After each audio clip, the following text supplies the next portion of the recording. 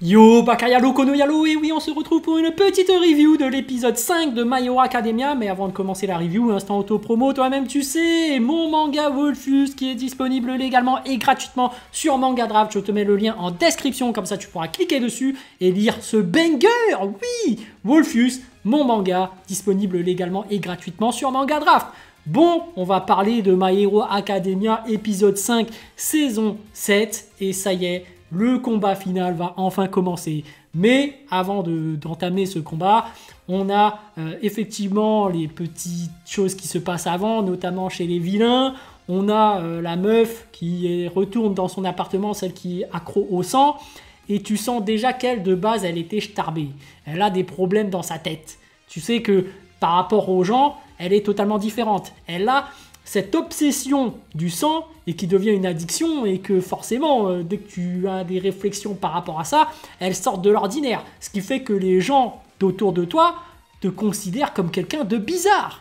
Et forcément, malgré le fait que tu sois bizarre, tu as quand même des sentiments humains, tu as quand même des choses qui font que tu retournes vers tes origines, vers ta maison et que tu te ressasses ton passé, tes mémoires, etc. Parce que c'est une préparation avant la bataille finale.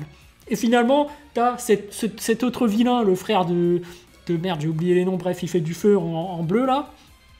Le méchant, il arrive carrément, il fait bon, bah tu sors de ta maison, c'est bon, je vais t'aider, boum, je te détruis ta maison, tout s'enflamme, parce que lui, il est vraiment dans la destruction totale, la haine. Lui, tu sens que vraiment, c'est quelqu'un qui a subi de la haine, enfin, il a de la haine envers son père, c'est de la haine pure, parce qu'au final, son père l'a fait souffrir, parce qu'il convoitait un peu la place de numéro 1 à travers son fils. Donc lui, il vivait sa vie à travers ses enfants. Et le problème, c'est que lui ne le comprenait pas et subissait uniquement. Parce qu'à son âge, il était petit, voilà. Donc lui, il est vraiment dans la haine pure, dans la vengeance par rapport à son père. Il veut faire souffrir son père autant qu'il lui-même a subi cette souffrance. Donc, et finalement, il veut le faire aussi subir à tout le monde entier. Et finalement, quand il détruit la maison de la meuf, là, bah finalement, il se dit, on approche d'un monde où il n'y aura que de la destruction. Donc, habitue-y. Tous tes sentiments avant, c'est terminé. Je te détruis tout. Et ça, c'est en fait, c'est pour t'aider. Et la meuf, comme elle est starbée, elle se dit, mais oui, tout à fait, c'est pour m'aider. En fait, tu m'as aidé. Donc, en fait, les deux sont en train de passer vraiment du côté obscur et à mettre la destruction au centre de leurs intérêts, au centre de leurs pensées, et ils sont en train de renoncer à leurs sentiments humains. Et c'est ça qui est intéressant parce que justement, après, tu as le contraste où tu as Midoriya qui est avec sa copine, j'ai d'ailleurs oublié le nom, hein, enfin sa future copine, hein, on le sent très bien, celle qui a Gravity, ouais, je crois que c'est ça. Bref, et tu sens que les deux sont en pleine réflexion et que eux, ils sont justement dans l'opposé de la destruction. C'est-à-dire que tu es un héros, tu dois sauver, et pour sauver les gens, et même pour sauver les méchants, tu es dans la compréhension, dans le sentiment humain. Et c'est ça le contraste par rapport au début. C'est que d'un autre côté, tu as des mecs qui se focalisent, qui se concentrent vraiment sur la destruction. Et de l'autre côté, tu as des gens qui se focalisent sur sauver la personne et se concentrent sur le sentiment humain, sur la compréhension. Sur le fait que, voilà, on peut t'apporter quelque chose et qu'on veut résoudre le problème sans utiliser la force. Alors que de l'autre côté, c'est décidé, on va tout détruire. Et c'est intéressant parce que finalement, entre Midoriya et sa copine, tu sens que ce sont vraiment les deux qui sont le plus empathiques et qui ont le plus envie d'aider l'autre, même au sein des ennemis qui pourtant mériteraient une sentence. Parce qu'après tout le mal qu'ils ont fait, il est certain que les autres les puniraient. Mais voilà, on sent vraiment que tu as ce côté bonté qui réside à la fois chez Midoriya et à la fois chez Gravity. Ensuite, on a ce passage par rapport à Bakugo et comment il s'appelle, bon bref, celui qui court vite, hein, et celui qui fait des flammes. Donc celui qui fait des flammes qui finalement voit son frère qui fait des flammes bleues et qui détruit tout et se dit c'est quand même mon frère. Tu vois que chez les héros, ils ont ce côté sentimental où ils se disent ce sont les émotions, ce sont nos frères, ce sont nos amis, il faut les aider. Et il se dit qu'est-ce qui pourrait être bien pour mon frère, pour le ramener du bon côté. Il cherche pas à le neutraliser par la force, il cherche plus à essayer de jouer sur les sentiments de l'autre et de jouer sur les sentiments humains. Et là, il se dit, bon, bah, moi, je me demande qu'est-ce que je pourrais faire. Je le connais même pas, en fait. Il cherche vraiment à ouvrir la distance qui se situe entre eux et essayer d'entrer en contact avec eux et essayer de communiquer et essayer de partager des bons moments.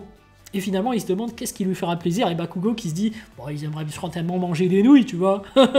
Lui, il se prend pas la tête, tu vois. Et lui, il se dit, celui qui fait des flammes, oui, c'est vrai. Et d'ailleurs, il y a celui qui court vite qui dit, moi aussi, j'ai un frère. Je le connais très bien, mais tu vois qu'il y a un contraste aussi entre les deux et que finalement, la fraternité, c'est quelque chose qui compte énormément. C'est que les deux veulent se réconcilier. Et que peut-être que c'est ça qui va faire que par la suite, le frère de celui qui fait des flammes, c'est-à-dire celui qui fait des flammes bleues, va être sauvé. C'est peut-être parce que Bakugo, non, pas Bakugo, l'autre, celui qui fait des flammes et de la glace, va essayer de casser les liens, va essayer de casser cette barrière et essayer de renouer des liens. Parce que finalement, c'est ça qui manque. C'est intéressant parce que finalement, c'est ce qui manquait au sein de leur famille. Tu vois, Kendevor, il essaye de casser cette barrière qu'il avait lui-même mise. À cause d'All Might, il voulait devenir le numéro 1. Il vivait par procuration. Donc voilà, il voulait devenir numéro 1 à travers ses fils. Mais finalement, il s'est rendu compte que c'est la famille. C'est ça, les valeurs les plus importantes. Et finalement, c'est lui qui essaye de briser la barrière. Et au final, en brisant cette barrière petit à petit, eh ben, tu vois que chez ses enfants, il y en a aussi qui veulent briser cette barrière et que finalement, ils veulent reconstituer une belle famille qui s'entende très bien. Ça, c'est intéressant. Et qu'au final, bah, ça ne provient pas que d'Endeavor, la solution, ça provient aussi des fils, parce que finalement, les bons sentiments humains, les liens qui se créent, bah, ça se propage, et que par rapport à la haine, certes, ça se propage aussi vite, mais le bien peut se propager et amener que les gens s'entendent mieux et que tout se résout sur ça. Mais malheureusement, dans une société où il y a une justice qui doit être appliquée, bah, lorsque les mauvais gestes d'injustice ont été faits, il faut une sentence et une punition. Et on verra bien comment ça va se passer, parce que même si je pense que bah, l'ennemi est ramené à la raison et qu'il redevienne gentil, on a tous droit à la rédemption, on est tous d'accord, mais selon l'interprétation des gens et selon leur ressenti, ils estimeront que la personne n'a pas encore expié ses actes. Alors que parfois, tu sens que l'autre est de bonne foi et qu'il a décidé de vouloir refaire des bonnes choses, de vouloir changer de camp, et c'est à ce moment-là que peut-être faut pardonner. C'est difficile hein, de pardonner après de tels actes, parce que finalement, le pardon n'est pas ressenti de la même façon par rapport à chaque individu. Bref, finalement, on a cette fameuse scène où All for One communique et essaye de... je sais pas pourquoi, mais ils insistent sur ce passage où All for One essaye de raisonner l'espèce d'homme lézard. J'ai encore oublié son nom, je sais plus c'est quoi, mais bref. Parce que lui, il représente vraiment les gens qui ont une apparence modifiée à cause de leur alter. Tu sens qu'ils sont des rebuts de la société à cause de leur physique. Et ils en ont fait un représentant de cet homme lézard. Et bon, là, j'avoue, j'ai perdu la mémoire ou quoi, mais j'ai carrément oublié tous les noms. Bref, on insiste sur ce passage, donc je me dis que cette personne-là va faire quelque chose de dingue. Et donc finalement, All for One qui arrive à discuter avec le traître. Donc le traître, on ne sait pas si c'est un traître ou pas, mais au final, on voit que All for One va finalement se retrouver face à face à Midoriya par l'intermédiaire de ce traître. Putain, j'ai oublié son nom, mais bref. Review extrêmement pas préparé. D'ailleurs, d'habitude, je ne prépare pas, mais je retiens les noms quand même. Alors que là, j'ai vu l'épisode, mais je retiens même pas. Peut-être parce que je trouve finalement cet épisode anecdotique. Il se passe pas énormément de choses. Finalement, All for One rencontre Midoriya et finalement le combat final va bientôt débuter parce que chacun des deux camps vont ramener tout leur camp. Mais c'est vrai que juste avant le combat final, il y a quand même une certaine Zumba où tu as ce traître qui commence à jouer la comédie, qui fait genre c'est un traître, mais au final ce n'est pas un traître. Alors ça a peut-être joué un peu sur le mental d'All for One, mais pour moi ça ne joue pas énormément et qu'ils auraient dû tous l'attaquer en même temps à peine qu'ils l'ont vu quoi. Au lieu de jouer la comédie. Est-ce que vous pensiez vraiment que ça allait le briser d'un point de vue psychologique? Non. Mais tu sens que voilà, il y a un côté où on essaye de briser le psychologique.